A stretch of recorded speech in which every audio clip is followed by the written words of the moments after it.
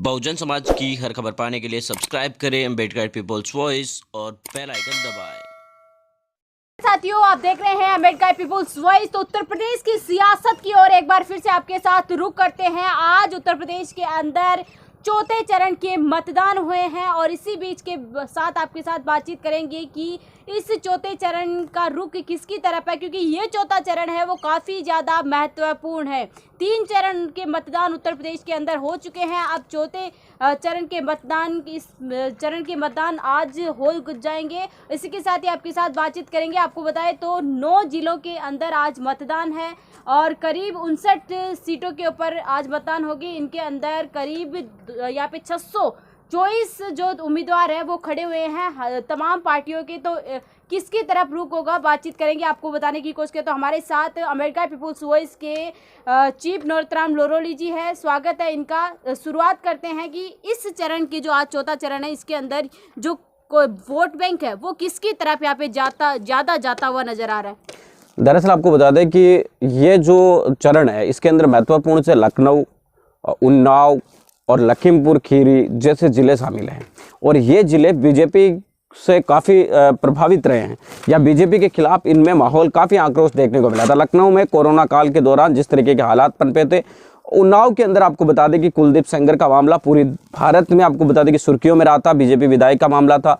और उसके बाद आपको बताने की कोशिश करें तो यहाँ पर जो लखीमपुर खीरी है वहाँ पर किसानों पर हाल ही के अंदर बीजेपी के केंद्रीय मंत्री के बेटे के द्वारा जिस तरीके से गाड़ी चढ़ाने की कोशिश की गई थी वो मामला सामने आया था। तो यानी कि बड़े ज़िले हैं और इन बड़े ज़िलों के अंदर बीजेपी पिछले साल के 2017 के चुनाव में बड़ी मार्जिन से जीत कर आई थी, लेकिन इस बार वो माहौल नहीं है। वो भारतीय जनता पार्टी के खिलाफ बहुत बड़ी आपको बता दें कि जनता का आक्रोश है। जो जनता पिछले साल बीजेपी के साथ थी वो साफ तरीके से महंगाई वगैरह ये मुद्दे तो अलग है जो कि पूरे राष्ट्रव्यापी भी है और राज्यव्यापी भी है और विधानसभा के लोगों की भी है, लेकिन वहाँ पर पर्सनल इशू जो है जिसमें व्यक्तिगत घटनाएं जो हुई है उनके चलते भी काफ़ी ज़्यादा आक्रोश देखने को मिल रहा है। इसके चलते ये साफ कहा जा सकता है कि भारतीय जनता पार्टी के लिए ये चरण इतने आसान रहने वाले नहीं है जितने भारतीय जनता पार्टी सोच रही है, क्योंकि इसका अंदाज़ा इस बात से भी देखा जा सकता है कि आज जब केंद्रीय मंत्री वोट डालने पहुंचे थे जो कि वहां से लखीमपुर खीरी में जिनके बेटे का नाम आया था, तो आपको बता दें कि उनके पास इतनी भारी भीड़ वो सुरक्षा कर्मियों के लेकर पहुंचे थे कि उनको इस तरीके से लग रहा था जैसे उन्हें बहुत भारी डर था कि अगर वो वोट डालने जाएंगे तो जनता कुछ भी कर सकती है। इसके चलते आपको बता दें कि वो भारी, तो यानी कि अब वोट अगर जब आप डरे हुए हैं, आप इस तरीके से महसूस कर रहे हैं, तो फिर जनता आपको वोट किस तरीके देगी। तो ये यहाँ तक तो साफ हुआ कि बीजेपी के लिए इतना आसान नहीं है। वहीं बात सपा और बसपा की करें तो दोनों पार्टियों के लिए 2 चीज़ें महत्वपूर्ण हैं।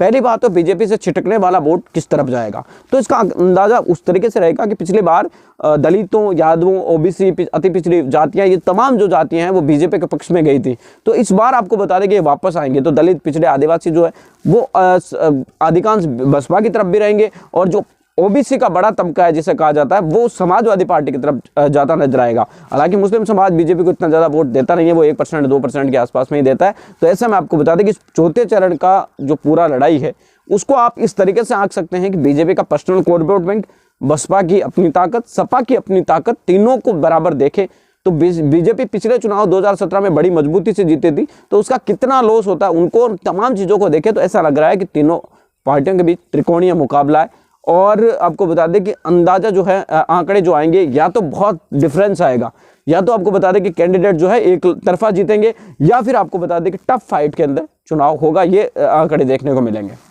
बिल्कुल, ये चौथा चरण बहुत ही महत्वपूर्ण है क्योंकि इसके अंदर ही यूपी की राजधानी भी आते हैं और महत्वपूर्ण जिले इनके अंदर जैसे घटनाक्रम उत्तर प्रदेश के अंदर जो हुए वो इन्हीं जिलों के अंदर सबसे ज़्यादा देखने को मिले। इसी के साथ ही हमने बीजेपी की बात की, अब बात करते हैं कि बहुजन समाज पार्टी की और समाजवादी पार्टी की कितनी ज़्यादा संभावनाएं नजर आ रही इन सीटों के ऊपर। बहुजन समाज पार्टी और समाजवादी पार्टी, बीजेपी, तीनों की हम बात करते हैं तो 2007 में बसपा ने सरकार बनाई, 2012 में सपा ने सरकार बनाई और 2017 में बीजेपी ने सरकार बनाई। इस बार तीनों पार्टियां न्यूट्रल हैं, यानी कि तीनों पार्टियां एक बार सरकार चला चुकी है स्पष्ट बहुमत की।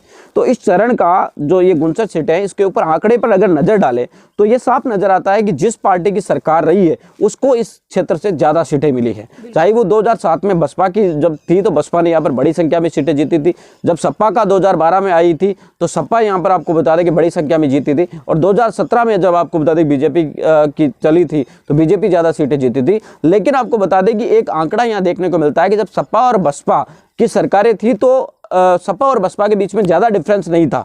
दोनों के बीच में आपको बता दें कि 50-50 का अंदाजा सही देखने को मिल रहा था, यानी 50 सीट बसपा की तरफ तो 50 सीट ही जो 1% जो वोट है वो सपा की तरफ, यानी दोनों के बीच में बसपा जो भारतीय जनता पार्टी है उस समय 2 से 3 सीटों पर ही सिमट गई थी। लेकिन 17 की लहर ने बीजेपी को बहुत बड़ा खड़ा किया है। तो ऐसे में आपको बता दें कि इस बार ये लहर कितनी चल पाएगी ये देखना बहुत दिलचस्प होगा। लेकिन बहुजन समाज पार्टी और समाजवादी पार्टी के लिए इस चरण में भी उतनी संभावनाएं हैं जितनी होनी चाहिए, क्योंकि ये बहुत ही महत्वपूर्ण जो है एक तरीके से सीटें रही है और इन क्षेत्रों पर बीजेपी का भी काफी ज्यादा विरोध है। इस समय आपको बता दें कि संभावनाएं दोनों ही पार्टियों के लिए बहुत बड़ी है।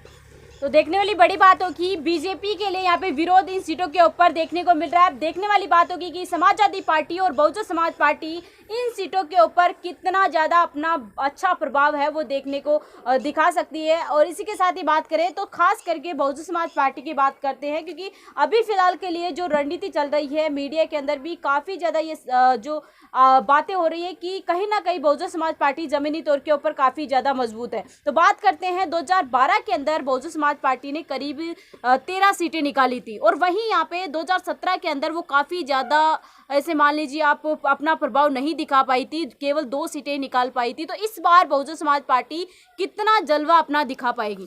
अगर आप 2012 की बात करें जब समाजवादी पार्टी की लहर थी और उस लहर के अंदर बसपा ने अच्छी सीटें जीती थी, 13-14 सीटें यहाँ पर जीती थी, और 2017 के अंदर वो 2 सीटों पर सिमट गई। तो इससे साफ अंदाजा लगाया जा रहा है कि बहुजन समाज पार्टी के पास वोट बैंक तो है, लेकिन आपको बता दें कि पिछली बार लहर इतनी ज़्यादा थी कि बसपा के जो कैंडिडेट थे वो पीछे रहे, बीजेपी के कैंडिडेट जीते, यानी बीजेपी बसपा क्या पूरा विपक्ष पिछले साल पीछे रहा। तो ऐसे में आपको बता दें कि इस बार के विधानसभा चुनाव में समाजवादी पार्टी और बसपा के बीच में टक्कर रहेगी। बीजेपी भी टक्कर देगी, ऐसी बात नहीं है, उसको नकार नहीं सकते, लेकिन इस बार के चुनाव के अंदर तीनों पार्टियों में कड़ी टक्कर देखने को मिलेगी। और जहां तक उम्मीद लगाई जा रही है तो ये कहा जा सकता है कि बसपा या तो 2007 का या 12 का जो आंकड़ा है उसको वापस इस क्षेत्र के अंदर छू सकती है। ये निश्चित है कि पिछले 2017 के जैसे परिणाम आए थे उनसे बेहतर करेगी, इसमें कोई दो शंका नहीं है। बिल्कुल, ये बहुजन समाज पार्टी की रही। इसी के साथ ही आपको बताने की कोशिश करें तो यहाँ पे यूपी की राजधानी जो लखनऊ है उसकी की बात भी करेंगे, क्योंकि आज लखनऊ के चुनाव हुए हैं, सबसे महत्वपूर्ण सीट है पूरे प्रदेश के अंदर। तो बात करते हैं लखनऊ का वोट बैंक है किस तरफ जा रहा है, इन सीटों के ऊपर कौन यहाँ पे मजबूत दिखाई दे रहा है। लखनऊ जो शहर है वो सिटी है, सिटी का वोट बैंक हमेशा आपको बता दें कि भारतीय जनता पार्टी के पक्ष में माना जाता रहा है वैसे तो, लेकिन उस समय से पहले की अगर हम बात करें 17 से पहले की तो बीएसपी का यहाँ पर इन सीटों पर काफ़ी सीटों पर बहुत अच्छा प्रभाव रहा है। बहुत सारी सीटें हैं जिनके ऊपर बहुजन समाज पार्टी के कद्दावर नेता जीते, जिसमें नकुल दुबे से लेकर बहुत सारे, आपको बता दें कि एक लंबी लिस्ट है जिसमें लखनऊ की तमाम सीटों पर बीएसपी जीते। हालांकि समाजवादी पार्टी के लिए शहरी जो सीटें हैं वो ज़्यादा रास नहीं आती है, और खासतौर से लखनऊ की सीटों पर समाजवादी पार्टी इतनी ज़्यादा मजबूत नहीं नजर आती है, और यही इस बार के चुनाव में भी देखने को मिल रहा है। तो यानी कि टक्कर पूरी तरीके से बसपा और भाजपा के बीच में रहेगी शहरी सीटों पर। कुछ कुछ सीटें हैं जिन पर त्रिकोणीय मुकाबला समाजवादी पार्टी बना सकती है, यानी शहरी सीटों पर जो आपको बता दें कि त्रिकोणीय मुकाबला के बजाय सीधी टक्कर देखने को मिल रही है। और 2022 के चुनाव बहुत महत्वपूर्ण होंगे तीनों पार्टियों के लिए। बीजेपी के लिए तो वैसे भी कोई फर्क नहीं पड़ने वाला, लेकिन सपा और बसपा दोनों के लिए बहुत महत्वपूर्ण है, क्योंकि दोनों ही पार्टियों के अस्तित्व का भी सवाल है। अखिलेश यादव के नेतृत्व में भी और बहन जी के नेतृत्व में भी, दोनों के लिए आपको बता दें कि बहुत महत्वपूर्ण चुनाव है। अखिलेश यादव भी आपको बता दें कि अपने नेतृत्व में आने के बाद समाजवादी पार्टी को कोई बड़ा चुनाव नहीं जीता पाए, उनको भी आपको बता दें कि लगातार करारी शिकस्त मिल रही है। और बीएसपी की सुप्रीमो मायावती जी भी 2014, 17, 19 ये तमाम चुनावों के अंदर उनको बहुत मुश्किल से निकालने पड़े। इस वजह से आपको बता दें कि उनकी भी साख दांव पर है। मिलेंगे इस वीडियो नए अपडेटों के साथ, तब तक आपसे लेते विदा। लाइक कीजिए, कमेंट कीजिए और शेयर करना बिल्कुल ना भूलें। अगर आप फेसबुक पर देख रहे हैं तो पेज को लाइक कीजिए, अगर आप यूट्यूब पर देख रहे हैं तो चैनल को सब्सक्राइब कीजिए।